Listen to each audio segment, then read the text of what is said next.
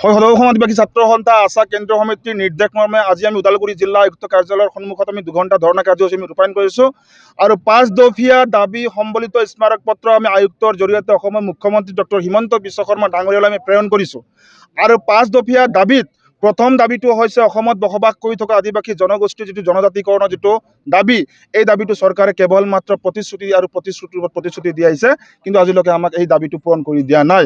তাৰ কাৰণে আমি আজি আয়ুক্তৰ জৰিয়তে মুখ্যমন্ত্ৰী হিমন্ত বিশ্ব শৰ্মালৈকে আমি প্ৰেৰণ কৰিছোঁ। তাৰ লগে লগেই যে অসমত চাহ বাগিচাবিলাকত বসবাস কৰি থকা চাহ শ্ৰমিকৰ হাজিৰা একেবাৰে ন্যূনতম। আজি আমি তেখেতসকলক হাজিৰাটো বঢ়াবৰ কাৰণে 551 টকা কৰিব লাগে বুলি দাবী উত্থাপন কৰিছোঁ আৰু লগে লগে আমাৰ যিটো ভূমি পট্টা দিম বুলি কৈছোঁ আদিবাসীসকলক ভূমি পট্টা আজিলৈকে চৰকাৰখনে কিন্তু ভূমি পট্টা আমাক দিয়া নাই আৰু যিটো কাষ্ট চাৰ্টিফিকেটৰ যিটো কথা আছিলে সংশোধন কৰিবৰ কাৰণে যিটো আমি দাবী কৰিছিলোঁ সেই কাষ্ট চাৰ্টিফিকেটটো আজিলৈকে কিন্তু চৰকাৰে বিজেপি চৰকাৰে সংশোধন কৰি দিয়া নাই।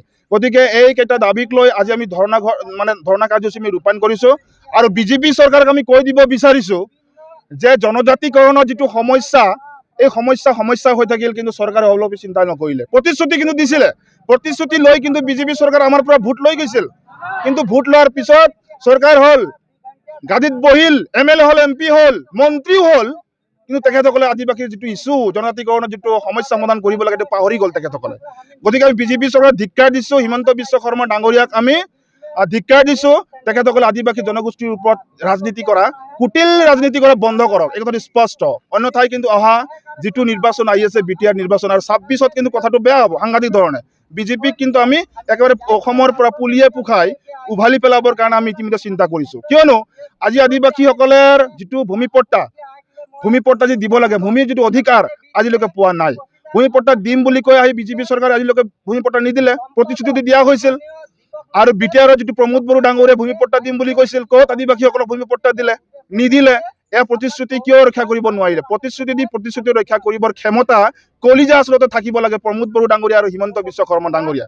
কেৱল মাত্ৰ ৰাজনীতি কৰি থাকিব আৰু আমি ইয়াতে হাত সাবটি বহি থাকিম, এই কথাটো হ'ব নোৱাৰে। কাষ্ট চাৰ্টিফিকেটখন আমি সংশোধন কৰিব লাগে, সামান্য এটা বস্তু কাষ্ট সংশোধন কৰিব লাগে যে যিটো নেকি ওৰাংমুণ্ডা চাওতাল গড় খেৰীয়া হিচাপে আমাক দিব লাগে OBC চাৰ্টিফিকেটখন। তাতে TGR আৰু XTL বুলি লিখা হৈ আছে, তাতে আদিবাসী বা তাতে ওৰাংমুণ্ডা চাওতাল গড় খেৰীয়া লিখিব লাগে বুলি সেইখিনি কথাকে তেওঁলোকে সংশোধন কৰিবৰ কাৰণে সক্ষম হোৱা নাই। আৰু বিজেপি চৰকাৰে কি ধৰণে আমাক যে মাহীয়াৰ দৃষ্টিৰে চাইছে, আমাক মানুহ হিচাপে গণ্য নকৰে। অসমৰ বিজেপি চৰকাৰে আমাক মানুহ হিচাপে গণ্য নকৰে, আমাক মানুহ হিচাপে জীয়াই থাকিবৰ কাৰণে অধিকাৰ নিদিয়ে বিজেপি চৰকাৰে। কেৱল মানে লুটপাট কৰি থকা আমি দেখিবলৈ পাইছোঁ আৰু কিছুমান ঠাইত আজি উচ্ছেদ কৰা আৰম্ভ কৰিছে আদিবাসীসকলক। আমি সকীয়াই দিব বিচাৰিছোঁ বিজেপি চৰকাৰক যে এনেকুৱা ধৰণৰ যদি আমাৰ ওপৰত যদি ব্যৱহাৰ কৰে, এনেকুৱা ধৰণৰ যদি আদিবাসীৰ ওপৰত যদি অত্যাচাৰ কৰে, কিন্তু বিজেপি চৰকাৰক অহা BTRৰ নিৰ্বাচনত কিন্তু তেখেতসকলক আমি বাগান অঞ্চলবিলাকত প্ৰৱেশ নিষিদ্ধ কৰি দিম, এই কথাটো স্পষ্ট। কাৰণ আজি কিছুমান আদিবাসী নেতাবিলাকক বিজেপিত থকাবিলাকক বাগানে বাগানে ভোট কালেকশ্যন কৰিবৰ কাৰণে পঠাইছে, বাগানৰ চাহ শ্ৰমিক ৰাইজক বুজাবৰ কাৰণে পঠাইছে। আমি কৈ দিব বিচাৰিছোঁ পল্লৱ লোচন দাস আৰু কোনোবা যিমানবিলাক আমাৰ নেতাবিলাক আছে যে এইবাৰ বাগান অঞ্চলত সোমাই চাওক যে কি ধৰণৰ পৰিৱেশ সৃষ্টি হ'ব।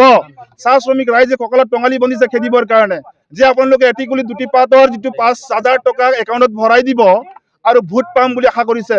এয়া কিন্তু এই কি পৰ্বতত কাছৰ কণী বিচৰা ধৰণৰ কথা হ'ব, এই কথাটো স্পষ্ট। কাৰণ বহুত আমাক ঠগিলে, বহুত প্ৰবঞ্চনা কৰে।